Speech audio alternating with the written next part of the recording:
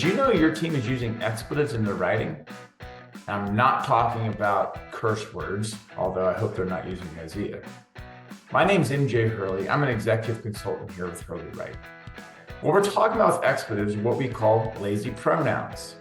Now, before, and don't want to get into a huge grammar lesson with you, but lazy pronouns are words that we unintentionally use, and most teams don't know that they're using them, and they cause us to use a lot more words than we need to explain an idea. What pronouns are supposed to do is take the place of a noun. So I can say things like, this marker has or I have a black marker and it has a black cap. It in this case is a great use. It's a lazy pronoun because it prevents me from saying, I have a black marker, my black marker has a black cap. That would be a mouthful. So it is great. But what we often do is we use the words there, it, and this, these three simple words, and we don't know as readers what they're alluding to. This means that the report is on time.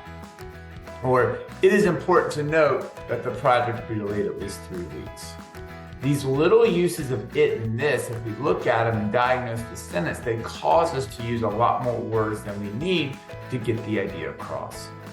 So start being on the lookout for these 3 words. There, it, and this. See how your team is using them and make sure that they're alluding to or referring to an actual noun. Hopefully this was helpful. Let me know if there's other material you'd like to see like this. And thanks for taking a second to join. My name is MJ Hurley, and we are with Hurley Write.